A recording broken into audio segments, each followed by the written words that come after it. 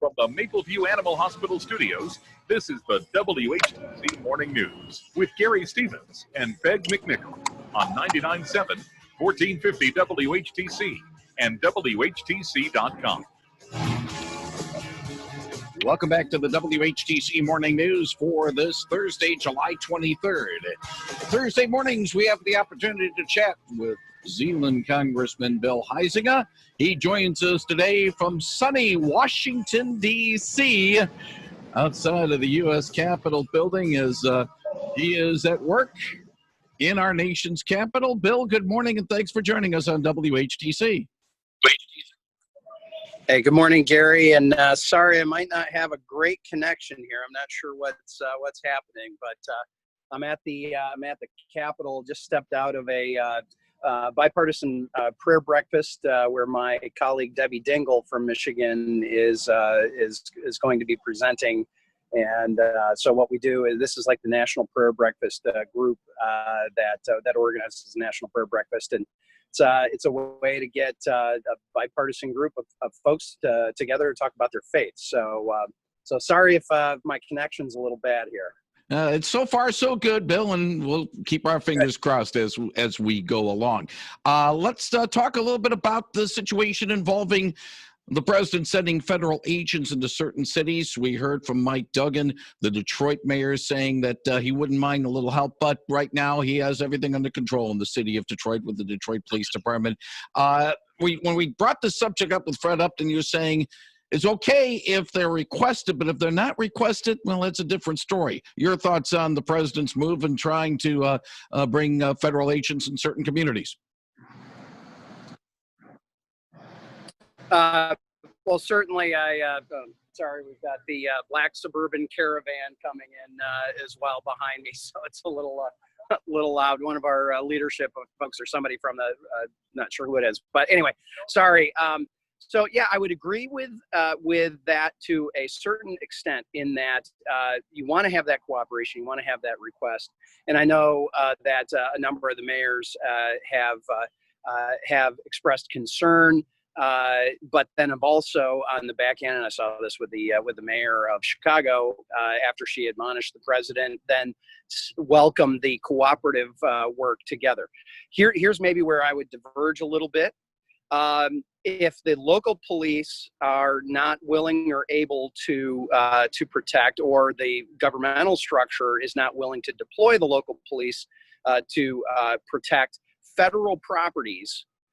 Think of the federal building in Grand Rapids, right? And if the rioters had gone over there and suddenly GRPD or the Michigan State Police were refusing to protect the federal building, then there is a role for those federal law enforcement agents to go in properly, obviously, and protect that federal property. So that I'm not sure, it's maybe a nuance with what my colleague Fred was saying. I'm not sure what his full answer was on that, but there's certainly a role for federal law enforcement agents to go in, whether they're DEA agents, ICE agents, others, to enforce federal law. But the thing and to is, protect life and property on federal property. Yeah, but the thing is, though, Fred, I mean, I was talking to Bill. I'm talking to Bill Huizenga, and I apologize for that. But the thing is, Bill, we look a lot alike. Especially since Fred shaved off his beard from the COVID-19 situation. But the thing is, though, Bill, by bringing in federal agents, perhaps more for violent situation and not for protecting federal property, some are saying the president is overstepping his bounds in that regard. No, okay. We had this conversation back when there was discussion about sending troops in, and I very clearly said that is not constitutionally appropriate. The federal government cannot just send troops in to enforce law. That is the role of the governor to get the National Guard, and then if there's a request for assistance from the federal government through the National Guard, that's a different thing. We had that with the COVID response, for example. We've had that with other violent situations where National Guard had been pulled out, in rare occasions where they have asked for federal help. That is different than a sworn federal law enforcement agent coming in. We already have them. We have FBI in Grand Rapids. We have U.S. Marshals that are in Grand Rapids. We have ICE. We have DEA. We have these agents there already. So whether they bolster that with the judgment of whether federal property and personnel are being protected is up to the federal government and not up to a local government. Bill Huizenga, while you are in Washington, a group called Michigan United Justice and Dignity will be having a rally outside of your Granville. Okay, outside of your Granville offices, this group called Michigan United Justice and Dignity.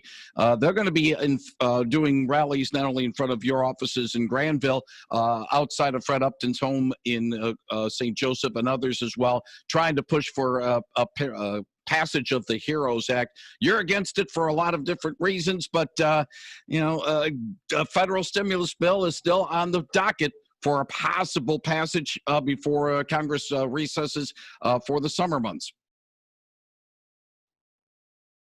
So unfortunately, that got a bit garbled.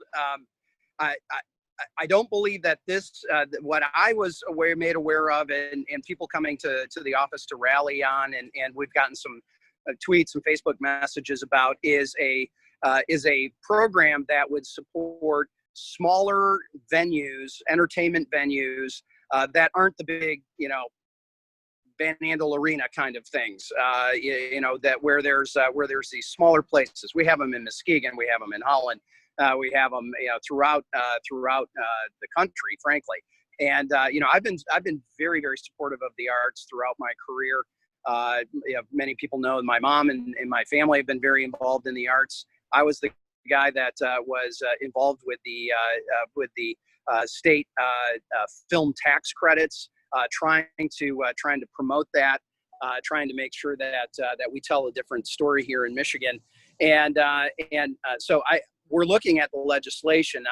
I'm not aware that it is included in the HEROES Act, which has already passed the House of Representatives, which, by the way, the Financial Services Committee later today, we're having a hearing on a bill that we passed 2 months ago, which makes no sense and is a complete waste of time, not only because the House has already passed this, but because the Senate's not going to take it up as it is in its form. So getting back to this venues situation, as there's a package of additional COVID stimulus and relief, that certainly might be part of it. That might be a little too late as far as where this is in the process. That's really getting driven in many ways by the Senate right now, because the House put forward its bill, the HEROES Act, which I opposed because it was $3 trillion of unfettered spending with every pet project and pet policy under the sun, including defunding the police. But there is certainly some room for where that is going to go, and I hope that we can take care of those small businesses. Talk about the economics just getting turned on its head. I don't know how you have anyone in the entertainment venues or restaurants, any of that hospitality side of things. I think that's probably going to be the most dramatic shift of any of the industries that we're going to see in our economy. What the thing that Michigan United is pushing for is the renewal of the $600 per week pandemic unemployment benefit that was part of the HEROES Act. Oh, sorry, I missed that part. If that was part of your question, well, this was interesting last week when in the Financial Services Committee and our Capital Markets Subcommittee, we were having a hearing on COVID, on the effects of the markets and what was happening. It quickly devolved into we need that $600, and the chief economist for the AFL-CIO started out saying that that $600 is the only way that people are able to put food on their table and pay their rent. Then he talked about how many people are defaulting on their rent, so that seemed a bit inconsistent. But then he quickly morphed it into this is not about social justice and socioeconomic justice. This is about racial justice, so it became a race thing.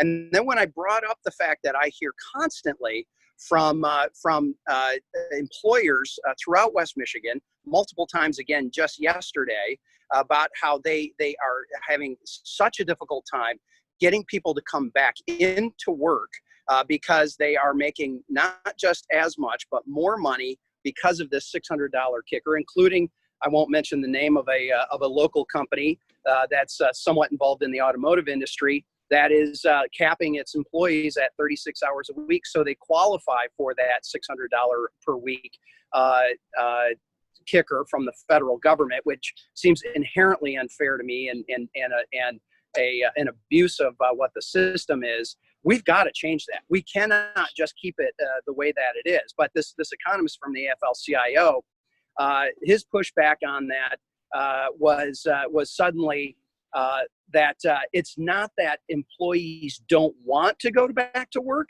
It's that the employers are refusing, his word, refusing to put in the safety protocols and the physical protocols that will keep those employees safe. So they can't go back to work because the employers are refusing to take care of their employees. That's ridiculous on its face. That is not what's happening, certainly in West Michigan. And it just shows that this is really about trying to establish a universal income, which a number of people, my colleagues on the other side especially, have talked about, that they want this universal income, meaning you get a base income and then you decide whether you want to go to work or not. You decide what kind of work you want to do because the federal government's just going to send you a check every month no matter what. That to me is ridiculous. Zeeland Congressman Bill Huizenga, I know that you are busy with your schedule. We just appreciate a few moments of your time today. Thank you very much. Scott Watson will be chatting with you next Thursday. I'll talk to you in a couple of weeks. All right. Sounds good, Gary. See ya. Thank you very much. That's Zeeland Congressman Bill Huizenga on Real News Now, 99.7 and 1450 WHTC.